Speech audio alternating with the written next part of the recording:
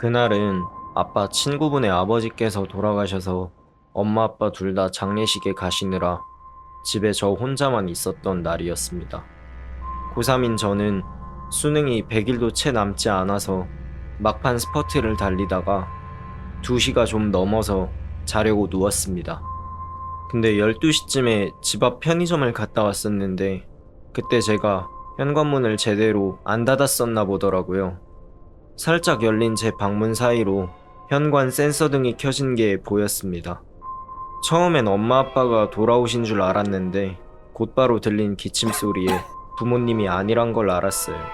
저는 잽싸게 침대에서 일어나 문소리가 안 나게 방문을 닫고 문을 잠갔습니다. 혹시라도 불빛이 새어나가서 들킬까봐 이불을 뒤집어 쓰고 112에 전화를 했어요. 전 제 목소리가 밖에 들리지 않게 정말 작게 말했습니다. 지금 이상한 사람이 집에 들어온 것 같다고. 그런데 전화를 받은 경찰관이 뭐라고 말하는지 안 들리니까 좀 더 크게 말해달라고 하더라고요. 그래서 최대한 또박또박 다시 말했습니다. 그랬더니 지구대에서 사람을 보내주겠다고 했어요. 근데 한 10분 정도 지났는데도 경찰이 안 왔어요. 무서워서 벌벌 떨다가 친구한테 카톡으로 자초지종을 설명했더니 친구가 119도 부르는 게 좋을 것 같다고 저 대신 119에도 신고를 해줬습니다. 근데 이렇게 하고 나니까 혹시 아무도 안 들어왔던 거면 어쩌지 하는 생각이 들었어요. 그래서 방문 앞에 가서 귀를 기울이고 있었는데 그때 냉장고 문이 쾅 닫히는 소리가 들렸습니다. 이어서 발소리가 들렸고 다른 방 문을 여는 소리가 들렸어요. 그리고 다시 발소리가 들리더니 그 발소리는 제 방과 점점 가까워졌습니다. 이윽고 그 발소리는 제 방문 앞에서 멈췄고 문고리를 돌리는 소리가 들렸습니다. 잠깐 동안 아무 소리도 안 나다가 제 방문을 똑똑 두드렸습니다. 경찰입니다. 이러더라고요. 현관문 소리도 안 들렸는데. 그래서 너무 무서워서 소리도 못 내고 눈물만 질질 흘리고 있었습니다. 근데 그때 밖에서 사이렌 소리가 들렸어요. 저는 얼른 창문을 열고 미친 듯이 소리를 질렀습니다. 경찰 2분이 오셨는데 집에 경찰분들이 들어오시고 목소리가 들려서 그제서야 저는 방문을 열고 나왔습니다. 119 대원들도 잠시 후에 도착했어요. 근데 저희 집에 들어왔던 그 사람이 없는 거예요. 전 울면서 분명히 사람이 들어왔었다, 경찰이라면서 문 열라고도 했었다고 말했습니다. 그래서 경찰분들이랑 119 대원분들이 집안을 뒤져봤는데 그런데도 아무도 없었어요. 그랬더니 경찰 한 분이 잘못 안 거 아니냐 했고 119 대원들은 제가 계속 덜덜 떨고 있으니까 병원으로 데려다 주겠다고 했어요. 근데 그때 갑자기 119 대원 한 분이 욕하면서 소리를 질렀어요.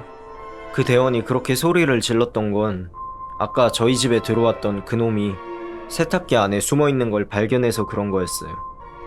경찰은 바로 그놈을 잡아갔고 경찰에 연락을 받은 부모님이 집에 돌아오시고 나서야 전 한숨 고를 수 있었습니다. 전 이제 평생 세탁기 뚜껑을 못 열 것 같아요. 그 새끼가 나올까봐.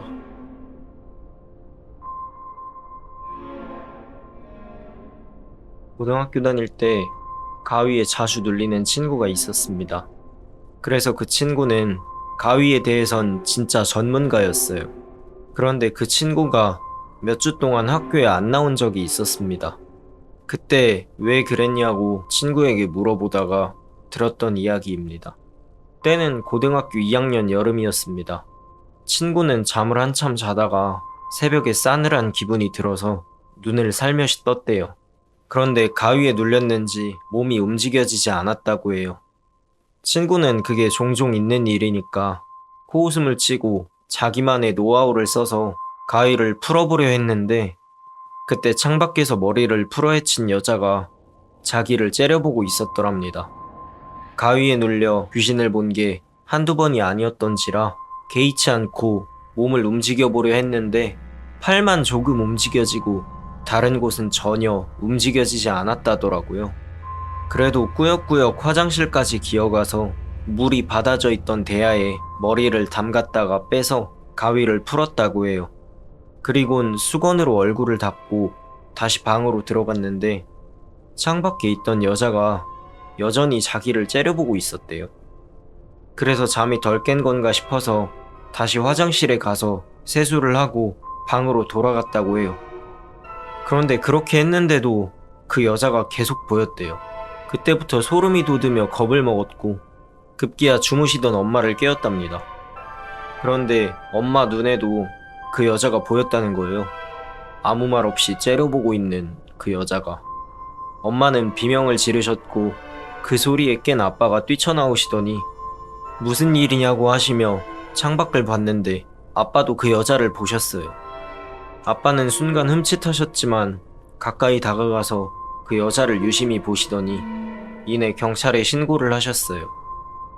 윗집 여자가 목을 매달아 자살한 거였어요.